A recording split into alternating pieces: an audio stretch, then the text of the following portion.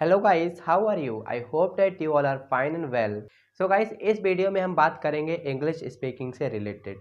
आप में से ज़्यादातर लोग जब किसी सेलिब्रिटी को या किसी और पर्सन को इंग्लिश में बातें करते हुए देखते हैं तो क्या आपके मन में भी ये विचार उठता है कि काश मैं भी इस व्यक्ति की तरह इंग्लिश स्पीकिंग कर पाता, मैं भी इसकी तरह इंग्लिश बोल पाता और दुनिया के सामने अपने शो को या फिर अपने किसी भी टैलेंट को शो कर पाता।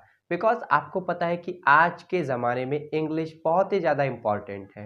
इंग्लिश हर किसी को आनी कंपलसरी है, क्योंकि विदाउट इंग्लिश आप इस वर्ल्ड से कनेक्ट नहीं हो सकते। अगर आपको इंग्लिश का ई भी नहीं आता है तो इसमें टेंशन की कोई बात नहीं है, क्योंकि मैं आपको बिल्कुल ज़ीरो लेवल से एडवांस लेवल तक इंग्लिश सिखाऊँगा।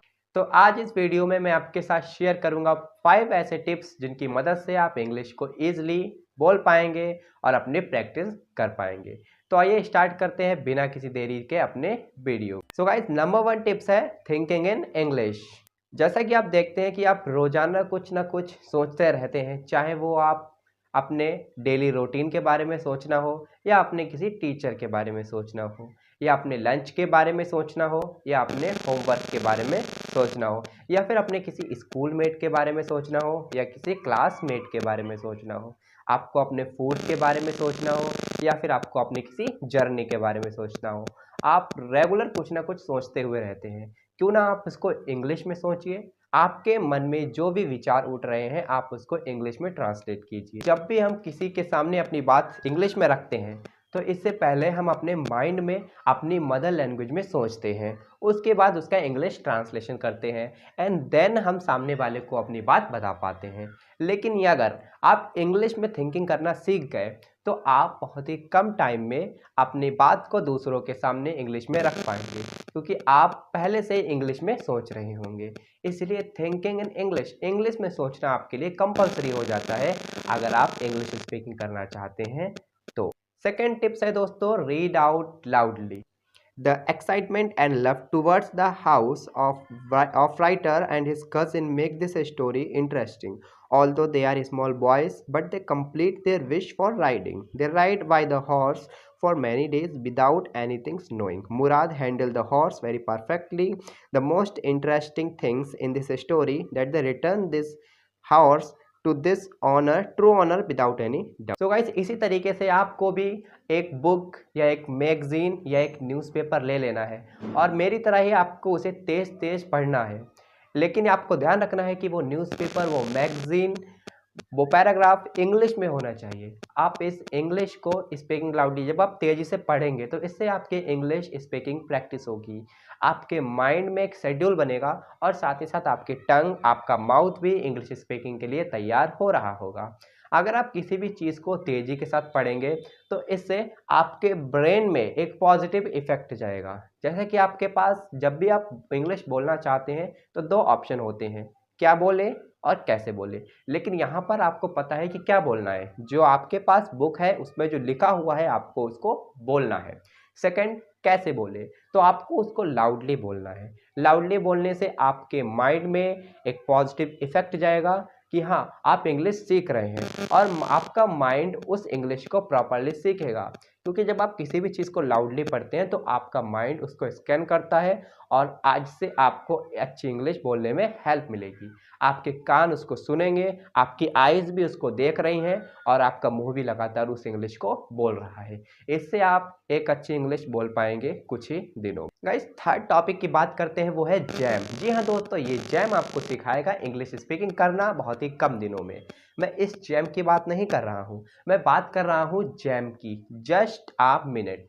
ये जस्ट अ मिनट क्या है दोस्तों? आप किसी टॉपिक को सोचेंगे, आंखें बंद करेंगे, अपने मोबाइल की रिकॉर्डिंग ऑन करेंगे और उसके बारे में जो भी आप सोच पाते हैं उसको 1 मिनट तक बिना रुके लगातार इंग्लिश में बोलते रहिए। तो इससे होगा क्या कि आपके माइंड में एक पॉजिटिव इफेक्ट जाएगा। आप किसी चीज़ को, क्योंकि आप उस चीज़ के बारे में जानते नहीं हैं, आपने उसको जस्ट अभी अभी सोचा है और उसके बारे में बोल रहे हैं, तो आपके माइंड से इंग्लिश के नए-नए वर्ड्स निकलेंगे, आपसे नई-नई गलतियाँ होंगी। आप उन गलतियों पर कोई ध्यान नहीं दीजिए, बल्कि अपने बोलते रहिए।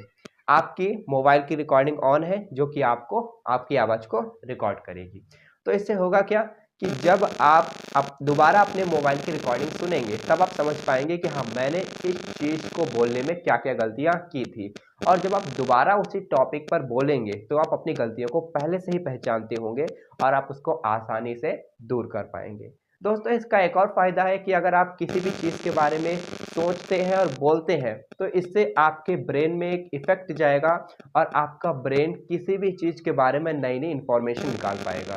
जैसे अगर आप ताजमहल के बारे में सोचेंगे तो इससे आपके ब्रेन में वो सारी इन्फॉर्मेशन आ जाएंगी जो आपको ताजमहल के बारे में पता है इन इंग्लिश में।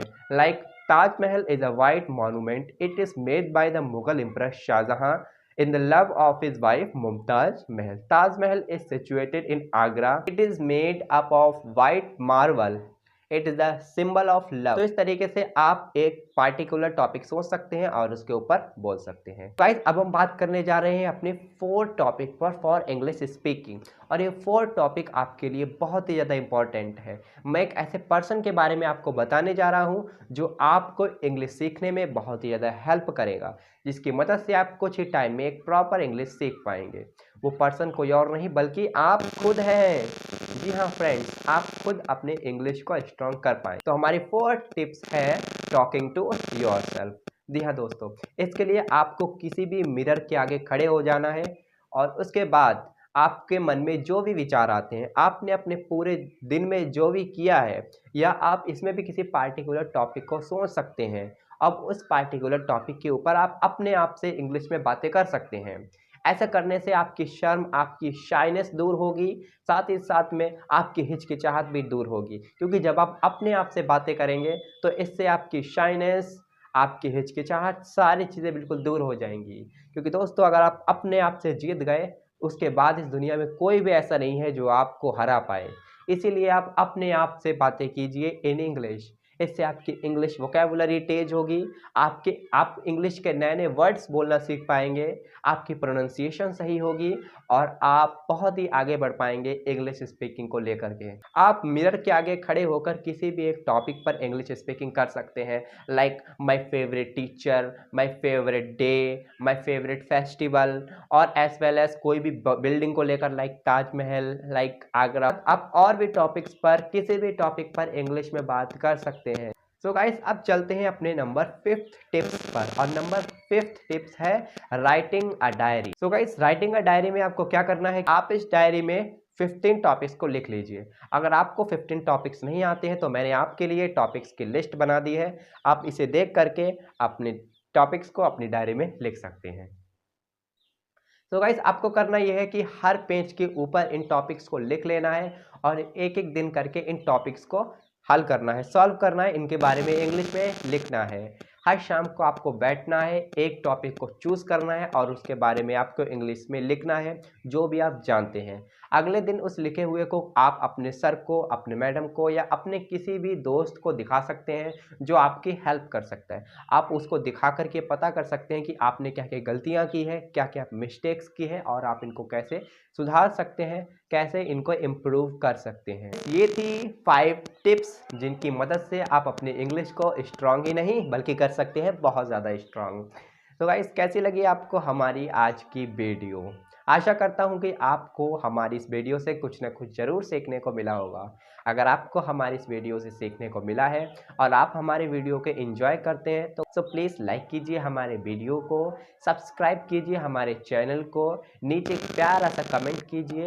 साथ ही साथ अपने और फ्रेंड्स के साथ भी इस वीडियो को शेयर कीजिए ताकि वो भी इंग्लिश सीख पाए, क्योंकि इंग्लिश सीखना आसान ही नहीं बल्कि है बहुत आसान। आप कुछ ही टाइम में थोड़े से हार्ड वर्क से काफ़ी अच्छी इंग्लिश सीख सकते हैं।